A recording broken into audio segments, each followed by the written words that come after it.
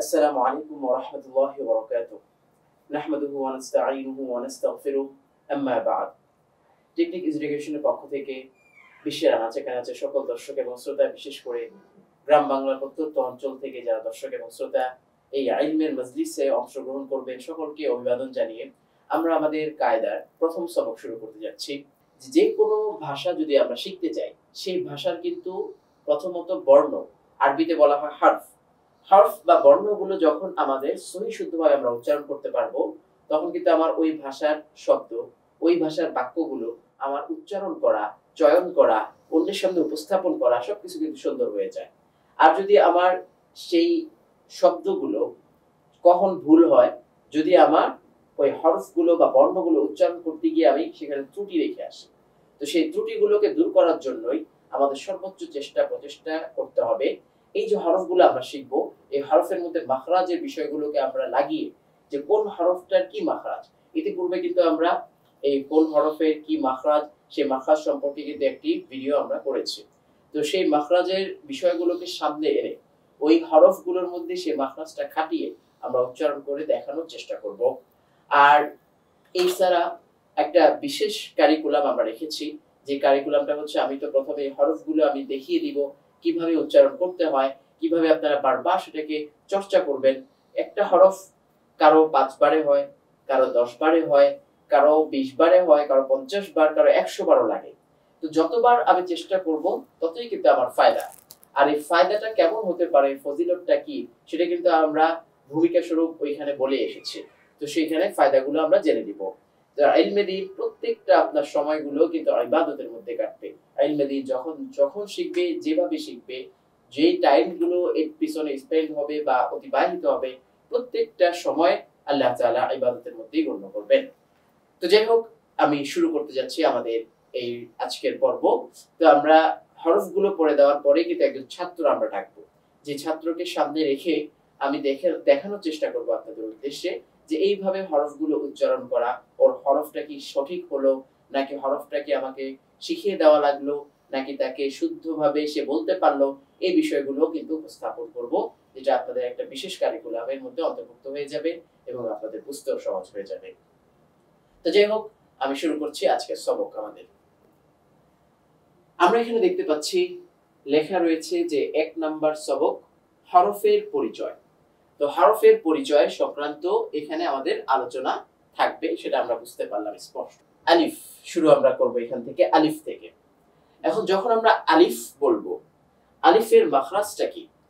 এখন আলিফ কিন্তু কখনোই আলাদাভাবে উচ্চারিত হতে পারে না।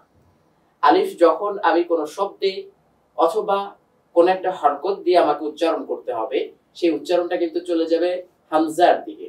তখন আমাকে বুঝতে হবে যে হামজা। এখন আমি খুঁজি হামজার মাখরাজটা কোথায়। হামজার মাখরাজ ছিল হলকের শুরু, তো হামজা জবর আ, এইভাবে পড়তে পারি। তো এইভাবে যদি আমি পড়ি আলিফ শব্দটা বা এই হরফটা আমি তাড়াতাড়ি পড়বো। যখন আমি বর্ণটা পড়বো তখন কিন্তু আলিফটা পড়বো তাড়াতাড়ি। আলিফ আলিফ এইভাবে বারবার চর্চা করব, এবং আপনারাও চেষ্টা করবেন আমার সাথে সাথে আমি যেভাবে বলছি সেটাকে আবার বলতে, আমার সাথে সাথে বলতে। ওস্তাদের সাথে যতবার বলা হয় সেটা কিন্তু ছাত্রের জন্য উপকার নিয়ে আসে। তো আলিফ বললাম আমরা। এরপর হচ্ছে বা। বায়ের মাখরাজ যদি আমরা দেখি, বাটা হয় ঠোঁট থেকে। তো ঠোঁটের কোন জায়গা? ভিজা অংশ থেকে। বা বা এইভাবে আমরা বাটাকে বারবার বলবো। বা হলো।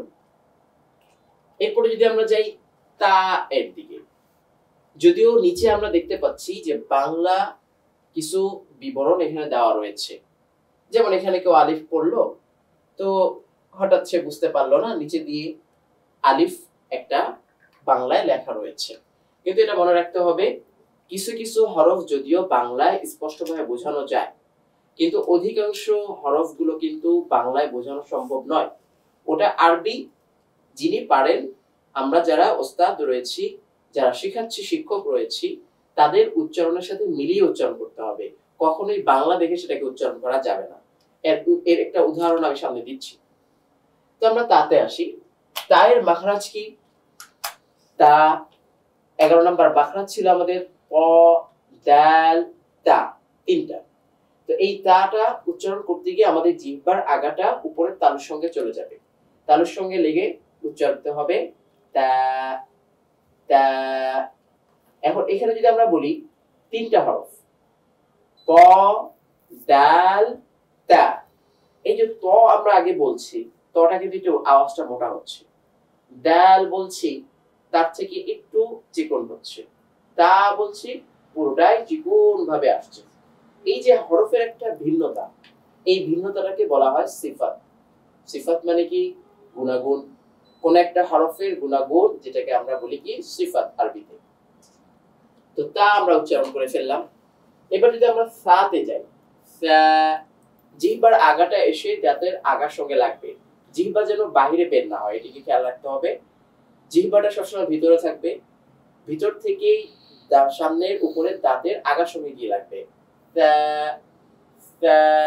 একই মাখরাজ থেকে কিন্তু ওয়াও আসে, একই মাখরাজ থেকে কিন্তু আবার জালও আসে। 13 নম্বর মাখরাজ আমাদের ছিল। তো ওয়া জাল সা, ওয়াটা একটু মোটা করে উচ্চারণ করছি, জালটা তার থেকে একটু চিকন করে, সা যখন বলছি পুরোটাই চিকন হয়ে আসছে। তো এটাই হচ্ছে সিফাতের পার্থক্য, গুণাগুণের পার্থক্য। এই গুণাগুণটা তো আসলে অনেক লম্বা একটা আলোচনা হয়ে যাবে এবং অনেকের এটা বুঝতে কষ্ট হয়। যারা একান্তই কোরআন নিয়ে পড়ে, হিফজ পড়ে, তাদের জন্য সিফাতগুলোকে আলাদাভাবে শেখানো হয়, কারণ ওই জায়গার বিবরণগুলো একটু কঠিন। তা আমরা তো চেষ্টা করেছি সর্বোচ্চ যে যতটুকু না শিখলেই নয় অতটুকু কায়দাতে আপনার তুলে ধরার জন্য এবং সেটাকে বলার জন্য।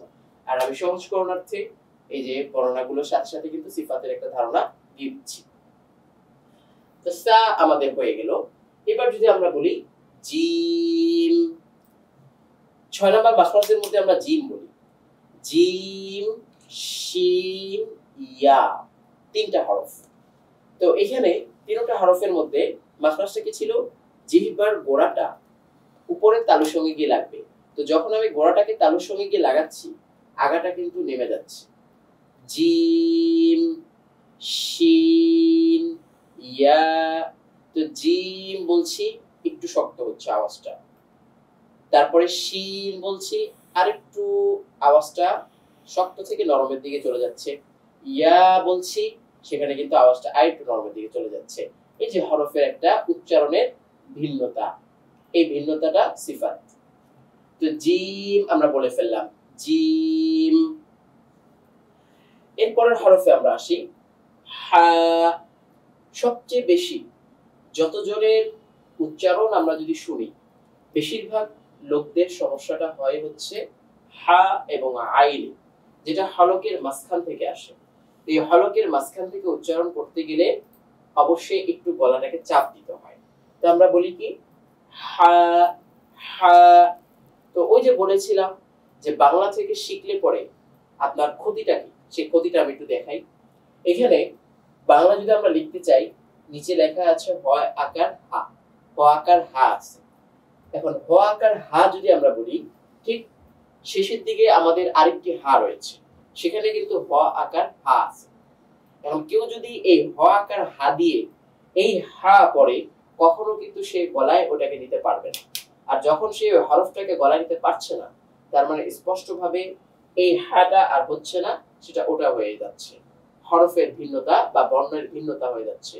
তো কেউ ঠিক সেভাবেই সূরাতুল ফাতিহা প্রথম আয়াত পড়লো আলহামদুলিল্লাহি রাব্বিল আলামিন, এখন এই আলহামদুর জায়গায় সে কিন্তু কি পড়লো আলহামদু, কারণ বাংলায় কিন্তু লেখা আছে কি সরেয়া আকার ল, হয় আকার হা, মি ম, তারপরে দাল দ পেশ বাড়ি দ প্রসুকার দু, এভাবে আলহামদু। তো আলহামদু সে পড়ছে, তার মানে তার পড়াটা অশুদ্ধ হলো, আর এই অশুদ্ধতা দিয়ে যদি নামাজ সে পড়ে, তার নামাজটাও নষ্ট হয়ে। এই হচ্ছে পার্থক্য। তো সেজন্য আরবি বর্ণগুলো এবং আরবি যে কোনো শব্দগুলোই আমাদের ওস্তাদ থেকে শেখাটা অত্যন্ত জরুরি একটি বিষয়।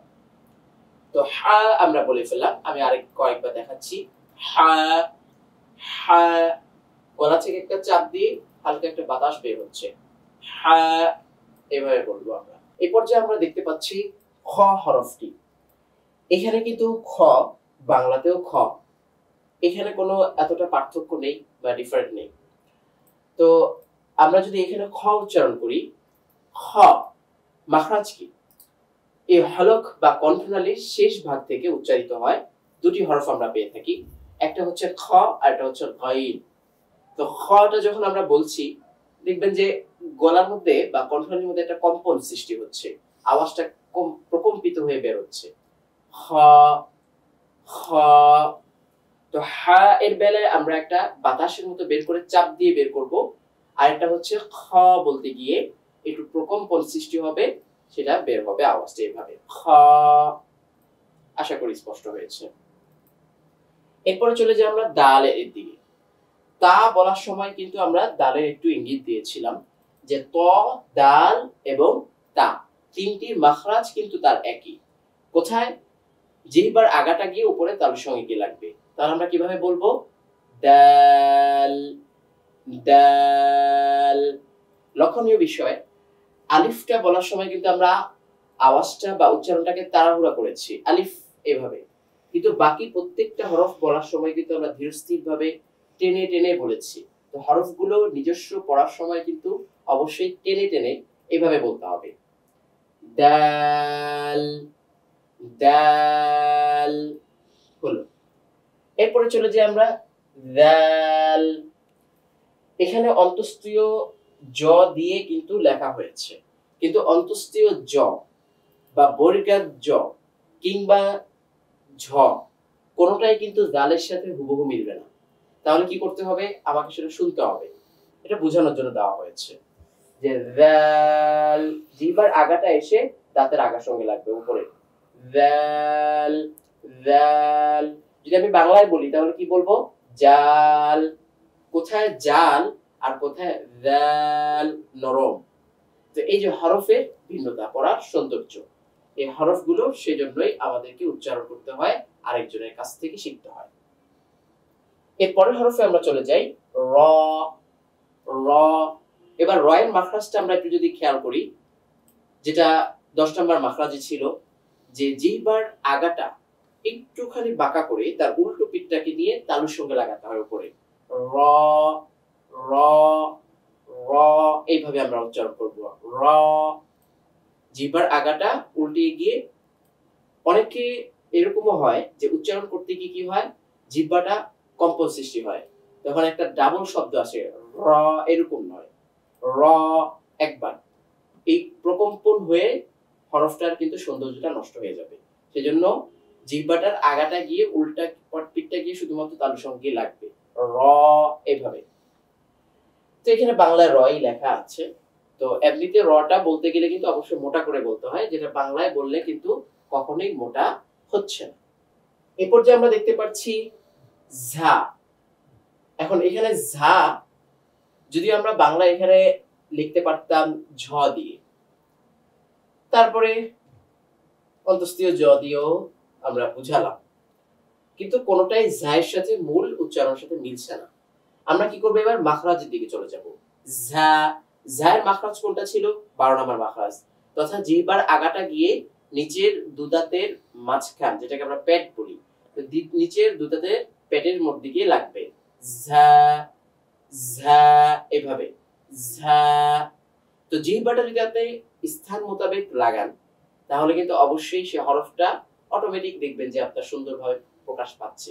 মাখরাজটাকে অবশ্যই লক্ষ্য রাখতে হবে আমাদের। তো আমরা আবার বলি ঝা ঝা। এরপরে আসি সিন সিন, তারপরে যদি আমরা বলি সদ, তারপরে ঝা। এই তিনটা কিন্তু একই মাখরাজ থেকে, 12 নম্বর মাখরাজ থেকে। তাহলে জিহ্বার আগাটা নিচের দাঁতের পেটের সঙ্গে গিয়ে লাগবে, সদ একটু মোটা করে, সিন ঝা। তিনটা পরবর্তীতে কিন্তু সিন এবং ঝাকে আমরা চিকন করে পড়ছি। তো ঝা এভাবে কয়েকবার আমরা উচ্চারণ করব, ঝা। অন্তঃস্থীয় জ দিয়ে যা নয়, ঝা এভাবে। এরপরে সিন বলি আমরা। সিন বলতে গেলে সিনের যে সিফাত বলি আমরা, যে গুণাগুণ, এই গুণাগুণে কিন্তু একটা শব্দ হবে। কিসের শব্দ? যেটাকে চড়ুই পাখির মতো একটা এরকম একটা শব্দ হবে। তো সিন জিহ্বাটা গিয়ে তো তার আপন স্থানে লাগবেই, নিচের দাঁতের পেটের সঙ্গে। এরকম একটা শব্দ হবে সিন, সিন। ঠিক শিনের ক্ষেত্রে একটু শক্ত হয়ে আওয়াজটা এইভাবে বের হবে, এরকম একটা শীষ এর মতো, শিন, শিন। এভাবে শিনের মাখরাজ কোনটা ছিল? জিহ্বার গোড়া তার বরাবর উপরের তালুর সঙ্গে লাগিয়ে 6 নম্বর মাখরাজটা ছিল শিন, শিন। এরপরে আমরা বলি সদ, সদ। তো সদের মাখরাজ জিহ্বার আগা, নিচের দাঁতের পেট, সদ। কিন্তু আওয়াজটা আমরা কিন্তু মুখের ভিতরে মোটা করছি, সদ। যদি চিকন হয় তাহলে কিন্তু শব্দ পড়তে গেলে ওটাকে সিনের মতো শোনাবে, এই জন্য আওয়াজটাকে মোটা করে করতে হবে, যাতে করে সদটা স্পষ্টভাবে পার্থক্য থাকে সিনের সাথে। এরপর আমরা চলে যাই দদ, দদ। দদের উচ্চারণটা তুলনামূলক অন্যান্য হরফ থেকে একটু কঠিন হয়। কঠিনটা কেন হয়?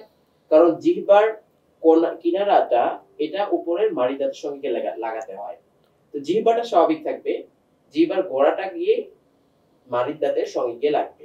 তো আমরা এইভাবে বলি বদ, বদ। আওয়াজটা কিন্তু আমার মুখের ভিতরে মোটা হচ্ছে। বাংলায় লেখা আছে কি দ, দ, দদ। এখন এই দদ পড়লে আর কখনো আরবির বদ মিলবে না। তো বদ, এইভাবে উচ্চারণটাকে আমরা বারবার সহি শুদ্ধ করার চেষ্টা করব। এরপরে চলে আসি আমরা পতে। প, তো প, দাল, তা 11 নম্বর মাখরাজের হরফ। প, প। জিহ্বার আগাটা উপরের তালুর সঙ্গে গিয়ে লাগবে, আওয়াজটা মোটা হবে, প, এভাবে। এরপরে চলে আসি জ। এই যে বর্গাজ্য দিয়ে বোঝানো হয়েছে, কিন্তু আদৌ বর্গাজ্যের সাথে জ মিলবে না। জ, জ। জিহ্বার আগাটা উপরের দাঁতের আগার সঙ্গে গিয়ে লাগবে, জ, জ। এরপরে হচ্ছে আইন। সাধারণ জনগণের কাছে বা আপনাদের কাছে সবচেয়ে কঠিন যে হরফটা লাগে, আইন। গলাতে একটু চাপ দিয়ে বের করতে হয়, আইন, হলকের মাঝখান থেকে। সেটা বাংলায় লিখলে কি হয়? আইন, এই যে স্বরে আ। তো স্বরে আ দিয়ে কখনোই সেটা উচ্চারণ সহি হতে পারে না, আইন। তো আমরা যদি বলি সূরাতুল ফাতিহার প্রথম আয়াত আলহামদুলিল্লাহি রাব্বিল আলামিন, তো এই আলামিন এই জায়গায় বাংলায় পড়লে কি হবে? আলামিন, পুরো হামজা হয়ে যাবে, শব্দটা পুরোটা চেঞ্জ হয়ে যাবে। আইন পড়লাম আমরা। এরপরে কি? গাইন, গ, গাইন। জি হলকের শেষ ভাগ থেকে গাইন। এরপরে আমরা দেখি ফা, ফা। ফায়ের মাখরাজ কোনটা? 14 নম্বর মাখরাজ ছিল, যেটা আমাদের উপরের দুই দাঁতের আগাটা গিয়ে নিচের ঠোঁটের মাঝ বরাবর লাগবে, ফা, ফা, ফা, এইভাবে বলবো আমরা। এরপর আসি কফ। কফটা আওয়াজটা একটু মোটা হয়, কাফটা একটু চিকন হয়, কিন্তু দুটার মাখরাজ প্রায় কাছাকাছি। কারণ কফের মাখরাজ কোনটা ছিল? 4 নাম্বার, জিহ্বার গোড়া তার বরাবর উপরের তালুর সঙ্গে গিয়ে লাগবে, কফ, কফ, এভাবে, তাই না? কফ। এরপরে যদি আসি কাফ, কাফ, জিহ্বার গোড়া থেকে একটু আগে বাড়িয়ে কাফ, কাফ, এভাবে। এরপরে কি? লাম। তো লামের মাখরাজ কোনটা? জিহ্বার আগাটা সামনের উপরে দুই দাঁতের গোড়ার সঙ্গে গিয়ে লাগবে, তাই না? লাম। এটা উচ্চারণটা তুলনামূলক অন্যান্য হরফ থেকে অনেকটাই সহজ। লাম, লামটাও এবং নুনটাও অনেকটা সহজ উচ্চারণ। তো লাম, লাম। এরপরে কি আসলো? মিম। বা এবং মিম দুটার মাখরাজ একই, কিন্তু পার্থক্য কোথায়? বাটা হয় ঠোঁটের ভিজা অংশ থেকে, মিমটা হচ্ছে একটু বাইরে ঠোঁটের শুকনো অংশ থেকে, মিম, মিম। এরপরে যদি আমরা বলি নুন, নুনের মাখরাজ কি? নুন এর জিহ্বার আগাটা উপরে তালুর সঙ্গে গিয়ে লাগবে, তুলনামূলক সহজ। নুন। এখন একটা বিষয় কি, নুন বলতে গিয়ে কিন্তু আমরা ঠোঁটটাকে গোল করছি। ঠোঁট গোল হচ্ছে কেন? কারণ নুন উচ্চারণ করতে গিয়ে আরবিতে যে হরকত রয়েছে, পেশ, পেশের একটা কিন্তু উচ্চারণ আসছে। তো দুটো এরকম বিষয় আছে, একটা হরফ আর একটা আছে হচ্ছে হরকত। পেশ এবং ওয়াও, এই দুটা বলতে গিয়ে কিন্তু ঠোঁট সর্বদাই গোল হয়ে যাবে, এছাড়া অন্য কোনো হরফে ঠোঁট গোল হবে না। তো নুন আমরা পড়লাম। এরপরে চলে আসলাম নুন, এরপরে ওয়াও, দুটাতেই আমাদের ঠোঁটটাকে গোল করা লাগবে। ওয়াও, ওয়াও, এভাবে। এখন ওয়াও এর উচ্চারণটাও আমরা ঠোঁট দিয়েই করি, সেজন্য এটা 15 নম্বর মাখরাজের অংশ। ওয়াও, ওয়াও, দুই ঠোঁট হতে। এবার আসি হা। হা, এই হার মধ্যে গলার কোনো বিষয় নেই, শুধুমাত্র হলকের সামনে থেকে আমরা আওয়াজটা খালি বের করলাম, হা, স্বাভাবিক। এরপরে হামজা, হামজা, এভাবে বললাম হলকের শুরু থেকে। তো এখন আমরা দেখতে পাচ্ছি ইয়া। তো ইয়ার মাখরাজটা কি ছিল?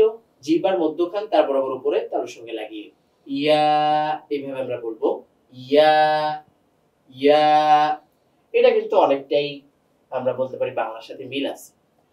এখন লক্ষণীয় বিষয় কি, এখানে ইয়া একটা, আবার এখানেও একটা ইয়া, দুই ইয়া কিন্তু একসাথে চলে আসলো। এটা হচ্ছে ইয়ার আপন আকৃতি বা তার নিজস্ব যে একটা স্বকীয় আকৃতি রয়েছে সেটা। এই ইয়াতে কিন্তু নোক্তা দেওয়া হয়নি, তো এই ইয়া থাকলে নোক্তার প্রয়োজনও পড়ে না। কেউ যদি আবার দিয়ে ফেলে তাতে কোনো সমস্যা নেই, কিন্তু অন্য যে কোনো ইয়া, যেমন আমরা শব্দের মধ্যে পাবো অনেক জায়গায় থাকবে এরকম কিছু কোনা থাকবে, কোনা দিয়ে নিচে দুই নোক্তা, তাহলে সেখানে অবশ্যই ওই নোক্তা দেখে আমরা ইয়াটা বুঝবো। অথবা এইভাবেও ইয়াটা আসতে পারে, আরবিতে অনেক জায়গায় এই ইয়াটাও আসে, তো সেখানেও এরকম দুই নোক্তা দিয়ে দিলে হয়ে গেল, কিন্তু তার নিজস্ব আকৃতিতে কখনো লাগবে না।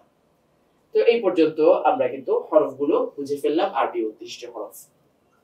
তো প্রত্যেকটি হরফের পিছনে অবশ্যই আপনি চেষ্টা করবেন যে এইভাবে বারবার অনুশীলন করতে, হয় আমার সাথে, নয় নিজে নিজে শুনে অবসর টাইমে বসে আছেন, সময়টা কাজে লাগানোর চেষ্টা করেন। আমরা চেষ্টা করব যে ওই আজকে কি শিখলাম ওই সবকটাকে নিয়ে আমি মাথায় একটু আমরা আওড়াই, মুখে মুখে একটু বলি, আবৃত্তি করতে থাকি, ইনশাআল্লাহ অনুশীলনের মাধ্যমে অনেকটা উন্নতি ঘটবে। তো এই যে হরফগুলো আমরা এখন আমি নিজে পড়িয়ে দিলাম, এখন আমরা একজন ছাত্র আপনাদের সামনে উপস্থাপন করব, যে ছাত্রর কাছে আমি প্রশ্ন করব, ও আমাকে শোনাবে, যদি কোথাও ভুল হয় সেটাকে আমি সংশোধন করিয়ে দিব, আপনারা সেখান থেকে শিক্ষা গ্রহণ করবেন। আশা করি সেটা আপনাদের জন্য অনেকটা শিক্ষণীয় হবে। আসসালামু আলাইকুম। আলহামদুলিল্লাহ। তো আমরা তো দেখতেই পাচ্ছি আমাদের সামনে আমাদের এক ছোট ভাই উপস্থিত হয়েছে, তো আমরা ওর মুখ থেকেই ওর পরিচয়টা একটু শুনে নিই। আমার নাম মোহাম্মদ ইসানুল হক সিফাত। আমি ইন্টার কমপ্লিট করেছি এবং কোরআন শিখতে আগ্রহী। মাশাআল্লাহ। তো এই যে ও আমাদের সামনে উপস্থিত হয়েছে, ও আমাদেরকে সেই পড়াগুলো বলে শোনাবে, হরফগুলো ও কিভাবে উচ্চারণ করে সেটা আমরা দেখব ইনশাআল্লাহ। এর মাধ্যমে ও যেমন শিখতে পারছে, ওর পড়ার উন্নতি হচ্ছে, তার মাধ্যমে আপনারাও কিছু শিখতে পারলেন। এরকম অবস্থা অনেক খারাপ আছে, শিক্ষার কোনো বয়স নেই, যে যেই বয়সেরই হোক না কেন, দাদা দাদির বয়সী হোক, আমাদের চাচাদের বয়সী হোক, আমাদের খালাদের বয়সী হোক, আমাদের বোনের বয়সী হোক, ভাইয়ের বয়সী হোক, সবার জন্য কোরআন শিক্ষা সব বয়সে। কোনো শরম এই ক্ষেত্রে বা কোরআন শিক্ষার ক্ষেত্রে কোনো ধরনের লজ্জা কখনোই এটা মানানসই নয়, সেজন্য লজ্জা ভেঙে আমরা অবশ্যই শেখার চেষ্টা করব। আচ্ছা, তো তোমাকে আমি হরফগুলো জিজ্ঞেস করব, দেখি তুমি কিভাবে হরফগুলো বলো, ঠিক আছে? তো আমরা এখন আমাদের ছাত্রকে প্রশ্ন করব, তার মাধ্যমে আমরা শিখব। আচ্ছা, তুমি কি বলতে পারবা আরবি হরফ কয়টি? জি, আরবি হরফ 29টি। 29টি, মাশাআল্লাহ। আর এই হরফগুলো উচ্চারণ করতে গিয়ে আমাদের কয়টি স্থান ব্যবহার করতে হয়? 3টি। না না, ভুল। আমরা এই হরফগুলো উচ্চারণ করতে গেলে 17টি মাখরাজ আমাদের রয়েছে। তো 17টি মাখরাজ আমরা কিভাবে করব? 17টি মাখরাজকে, প্রত্যেকটা হরফকে কোন কোন মাখরাজ কিভাবে আসে সেটা কিন্তু আমরা আগে বুঝিয়েছি। এখন তোমাকে আমি দেখব যে তুমি ওই মাখরাজ অনুযায়ী উচ্চারণ করতে পারো কিনা। বুঝে গেছে? তাহলে তুমি আমাকে বলো তো, এই যে হরফগুলো রয়েছে, এই হরফগুলোর পরিচয় কি তুমি আগে পড়েছো কখনো? জি। আচ্ছা, পড়েছো, হয়তো বা এখন মনে নেই, অনেক সময় ছোটবেলায় মক্তবে গিয়ে পড়েছো, তাই না? কিন্তু এখন দেখা গেছে চর্চা না থাকার কারণে তুমি ভুলে গিয়েছো, তাই না? জি। তো এখন একটু চর্চা করো আমার সাথে সাথে। বলো তো এই হরফটা। আলিফ। আলিফ। এখন লক্ষণীয় বিষয়, ও কিন্তু আলিফটা টেনে বললো। আমি কিন্তু বলেছিলাম যে আলিফটা কিভাবে হবে, আলিফ এভাবে হবে, বুঝে গেছে? আলিফটা হবে তাড়াতাড়ি, আলিফে কোনো টান নেই, আলিফ এভাবে। আচ্ছা, পরেরটা বলো তো দেখি। বা। বা। এই যে আরেকটু টেনে বলতে হবে, বা। হ্যাঁ, বলো, দর্শকদেরকে একটু শোনাও তুমি কিভাবে বা। শিখলে। হ্যাঁ, বা এইভাবে টেনে আমরা বলবো। এরপরের হরফটা বলো। তা। তা। এই যে ওর উচ্চারণ, তাটা কিন্তু সহজ এবং সে সুন্দরভাবে উচ্চারণ করতে পেরেছে। এরপরেরটা সা। হ্যাঁ, সা উচ্চারণ করে সে আমাদেরকে শোনালো। তো সাটা বলতে গেলে কিন্তু হরফটা অনেকটা নরম, সেটা তো তুমি জানো না? জি। সাটা অনেক নরম করে উচ্চারণ করতে হয়। কিছু কিছু মনে পড়তেছে বা ছোটবেলার কাহিনী? জি। আচ্ছা, এইভাবে যখন আমরা পড়তে থাকবো, ভুলার জিনিসগুলো আমাদের মেমোরিতে চলে আসবে। আবার যদি আমাদের কোথাও সমস্যা থাকে, সমস্যাগুলোরও সমাধান হয়ে গেল। তো সা। সা। হ্যাঁ, এবার পরের হরফটা বলো দেখি। জিম। হ্যাঁ, আবার আমার সাথে সাথে বলো, জিম। জিম। হ্যাঁ, একটু আওয়াজটা শক্ত হবে এবং একটু টেনে হবে, জিম। জিম। হ্যাঁ, তারপরে বলো তো এটা। হা। হা। হ্যাঁ, আমার দর্শকদেরকে শোনাও। হা। হ্যাঁ, ক্যামেরার দিকে তাকাও। হা। হা। আবার। হা। হ্যাঁ, আবার। হা। মাশাআল্লাহ, ও কিন্তু অনেকদিন পরে শুরু করার পরেও ও কিন্তু মোটামুটি ভালোই কিন্তু উচ্চারণ করতে পারছে, হাটা কিন্তু বের করতে পারছে, আমরা কিন্তু দেখতে পাচ্ছি। কিন্তু প্রথম প্রথম যারা শিখতে চেষ্টা করবে তারা কিন্তু এই জায়গাটায় অনেকটা আটকে যেতে পারে। তো সেই জন্য বারবার আমাদেরকে সেটা চেষ্টা করতে হবে। হ্যাঁ, এরপরে খ। হ্যাঁ, খ এইভাবে। তো হলকের কোথায় বলো তো? শেষ ভাগ থেকে, তাই না? হলকের শেষ ভাগ থেকে এই খ এর উচ্চারণটা বের হবে। এরপরে বলো দেখি। দাল। হ্যাঁ, দাল। মাশাআল্লাহ, যে সমস্ত হরফগুলো উচ্চারণ অনেকটা সহজ সেগুলো কিন্তু ভালোই বলতে পারছে। দাল। আমার সাথে সাথে আবার বলো। দাল। হ্যাঁ, পরেরটা বলো। জাল। হ্যাঁ, এই যে জালটা বলতে গিয়ে কিন্তু ও একটু শক্ত করে ফেললো, কিন্তু জালটা হবে কিভাবে? নরম, জাল। জাল। হ্যাঁ, তোমার জিহ্বার আগাটা কোথায় লাগবে বলো? সামনের দাঁতের আগার সঙ্গে লাগবে, জিহ্বা বের হবে না, ভিতর থেকেই লাগবে। জাল। জাল। জাল। জাল। হ্যাঁ, এরপরে হরফটা বলো। র। হ্যাঁ, র। ও কিন্তু রটা যেভাবে বললো স্বাভাবিক পর্যায়ে বললো। তো র এর মাখরাজটা কি কি হবে বলো তো? জিহ্বার আগাটা গিয়ে ওর উল্টা পিঠটা সোজা তালুর উপরে লাগবে। তাহলে এইভাবে যদি আমরা উচ্চারণ করি তখন কিন্তু রটা একটু মোটা হবে এবং উচ্চারণটাও সুন্দর হবে। দেখি বলো তো। র। র। এক্ষেত্রে ঠোঁট কিন্তু কখনো গোল করা যাবে না, র। মুখটা হালকা খোলা থাকবে, জিহ্বাটা গিয়ে উপরে লাগবে, র এইভাবে। আচ্ছা, এই পরবর্তী হরফের দিকে আমরা যাচ্ছি। হ্যাঁ, পরবর্তী হরফের দিকে আমরা যাচ্ছি। বলো তো এই হরফটা। জা। না, এই যে তুমি যা বললা না, এই জাটা অনেকটা জালের সাথে মিলে যাচ্ছে। তা আমাদের কি করতে হবে? জাল এবং জায়ের যে পার্থক্যটা, এই পার্থক্যটা উচ্চারণে করতে হবে। তাহলে কি করবে? এই উচ্চারণে পার্থক্য করতে গেলে আমাদের কি লক্ষণীয় বলো তো? বলতে পারবা? জি না। আচ্ছা, মাখরাজ। মাখরাজ যখন তুমি বুঝবা যে জালটা উচ্চারণ করতে গিয়ে আমরা জিহ্বাটা লাগাচ্ছি হচ্ছে কোথায়? সামনের দুই দাঁতের আগার সাথে।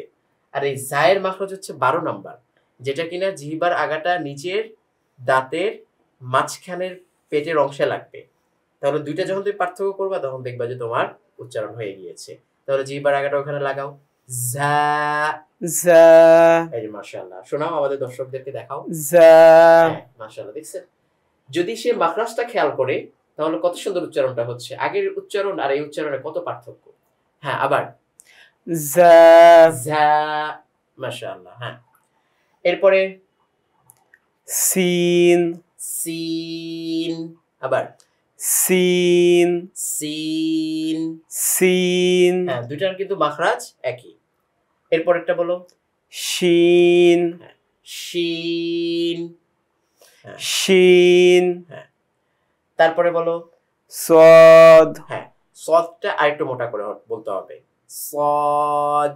সদ হ্যাঁ, আবার সদ হ্যাঁ, মাশাআল্লাহ, তুমি আগে পড়েছো যে জন্য তোমার অনেকটা সহজ হচ্ছে। এরপরে দদ হ্যাঁ, দদ। হ্যাঁ, দদ। দদের মাখরাজটা বলো তো দেখি, পারবা? দদের মাখরাজটা কোথায়? জিহ্বার গোড়ার কিনারাটা, এটা গিয়ে লাগবে দাঁতের মাড়ির দাঁতের সাথে, ঠিক আছে? তো ওইভাবে জিহ্বাটা স্বাভাবিক থাকবে, জিহ্বা ঘুরে লাগান লাগবে না, জিহ্বাটা স্বাভাবিক। বদ দদ দদ। দদ হ্যাঁ, যখন এটা লাগবে ভিতরে আওয়াজটা মোটা হবে, দদটা সুন্দরভাবে বের হবে আশা করি।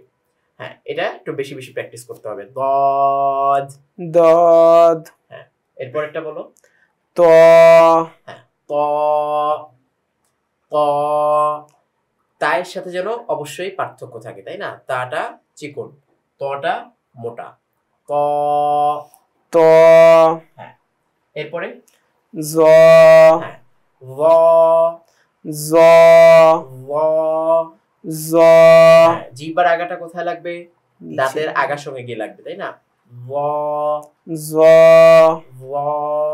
জ হ্যাঁ, এরপরে আইন হ্যাঁ, আইন আইন আর এই আইনটাও কিন্তু গলা থেকে বের করতে হয়, যেটা অনেকটাই কিন্তু একটু কঠিন লেগে থাকে।